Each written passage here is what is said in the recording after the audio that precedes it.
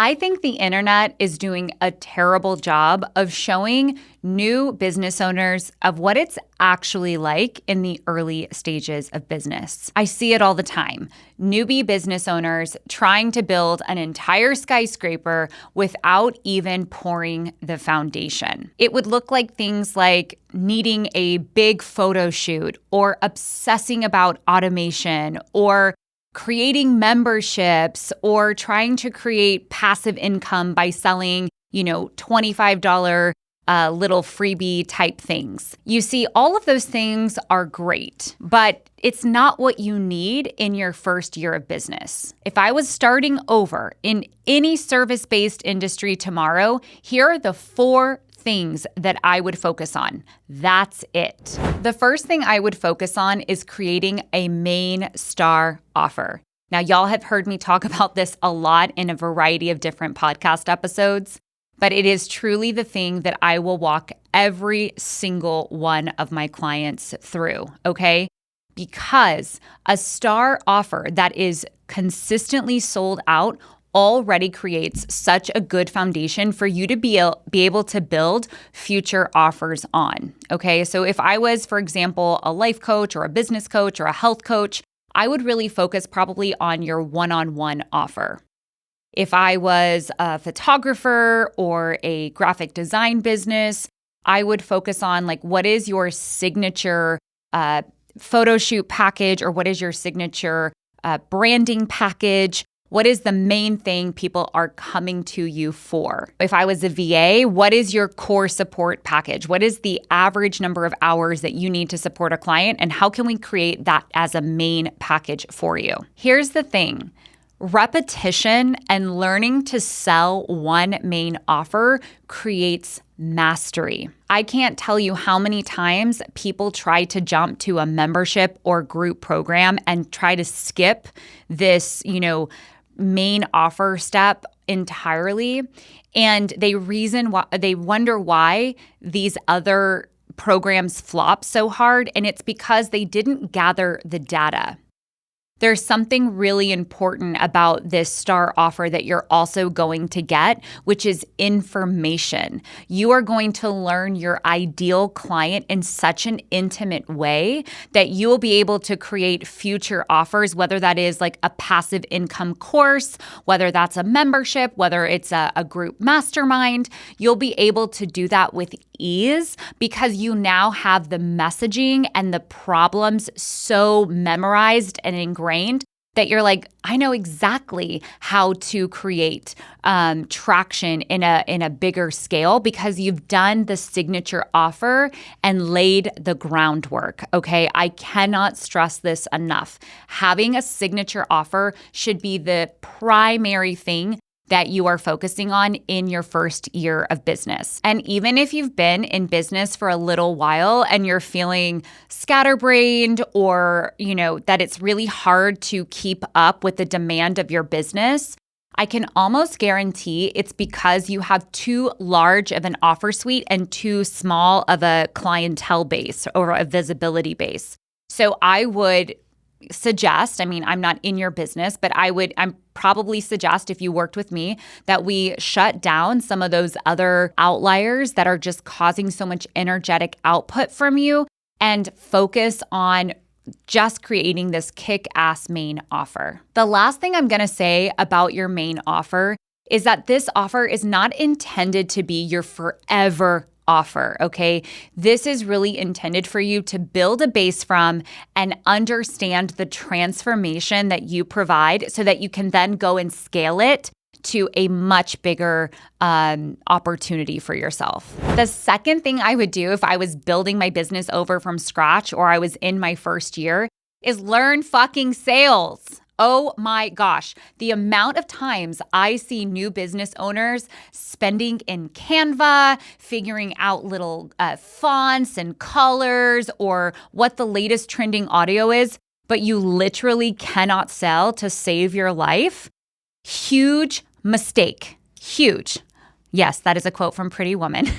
I say it all the time, but truly big mistake because you can have, the prettiest branding in the world. You could go viral. But let's just say you had now a big influx of leads coming into your business, but you don't know how to convert them into paying customers. All that time you spent on making your brand look good or going viral was wasted. So the first thing you need to understand is sales, and not just the bro sales, okay? I am talking about identity-led sales. The way I teach sales is through embodiment, which means you can be really present with the person that you're having a conversation with, because you are going through the sales call or the sales pitch with intuition, with embodiment, and also coming at it from a place of service. You are entering every call thinking, how can I leave the person on the other side of this better than I found them? How can I serve them today? When you enter sales conversations with that energy, it is inevitable that you will gain a fan and probably a customer. The other thing I want to remind you is that you don't learn sales by digesting a ton of content, by watching a million YouTube videos, okay? There's only so much you can learn about sales through teaching. And the majority of sales comes from having the actual fucking conversation. Your first year of business, your number one priority should be conversation heavy, okay? Like getting on calls or being in person or speaking at events that have your ideal clientele, having conversations, hearing the words that people are using so that you can then understand how to solve their problem. So don't make the mistake of your first year of business trying to become an expert content creator, okay? I'm just gonna give you permission to not do that and actually become an expert in sales. The third thing I would do if I was in my first year of business is study messaging. Study it, study it, study it. Keep track. A lot of times, we'll have people come into our business and we don't even know where they came from, or, if they came from a certain post, what was it about the thing you said that got them to take that next step? It is all really important information, because to be a successful business owner, you need to understand what moves the needle for your client. We do not want to spend time guessing, okay?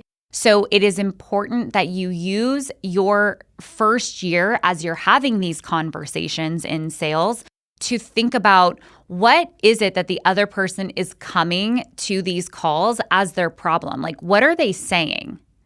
And really use their words verbatim back in your email copy, back in your social media copy, back in your podcast copy. A lot of these episodes are inspired because it's real problems that I am helping to solve.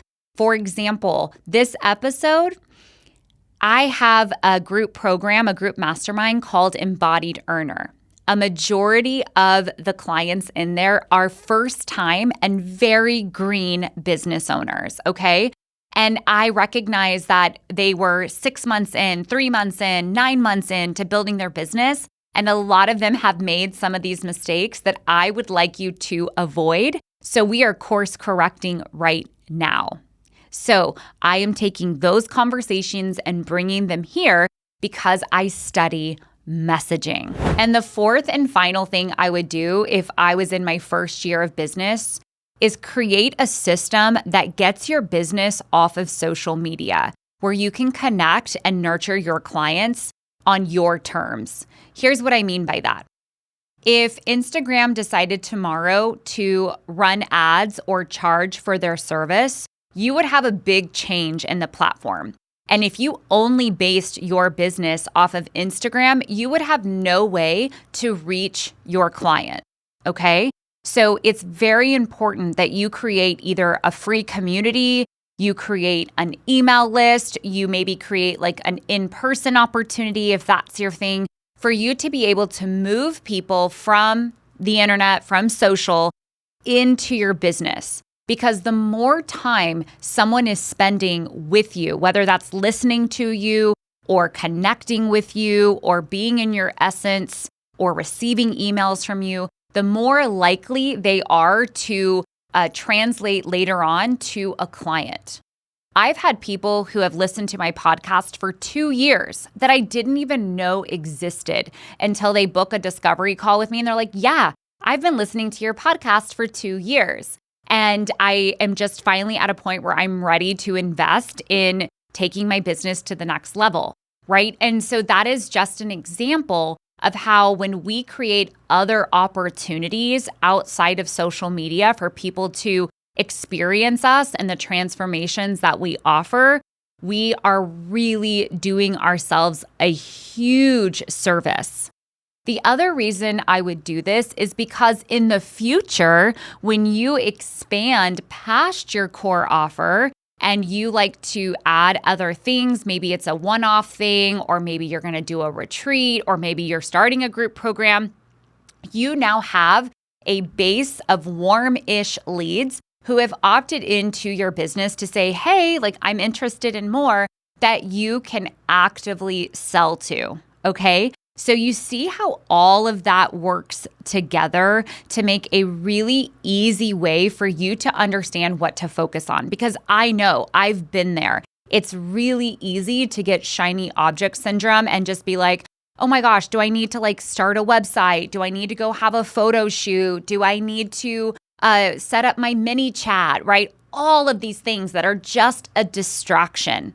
I'm trying to make it as simple as possible for you so you can shut off the noise, put on the blinders, and really say, okay, I'm really going to just narrow it down to these 4 things, because I promise if you only did these 4 things for the next 12 months in business, you will have a business. You will not just have a cutesy little side hobby. You will not just have this thing that's sort of like you pick up when you feel like it. No, you are going to have a business with real clients with whom you've created a transformation or you've helped improve their lives in some way, which is one of the most incredible responsibilities we have as a business owner. So I really hope that you can implement these things. And if you are feeling overwhelmed and anything you're doing falls outside of these 4 things, shut it down. Shut it down. All right. As always, if you found this helpful, please share it with a business bestie, especially if you know someone's starting their business, because, oh my gosh, that is the most crazy time, is thinking how much you have to do, and let's just make it simple for them. Okay. So thank you for always showing up, for sharing, for being here. And I look forward to seeing you back here next week.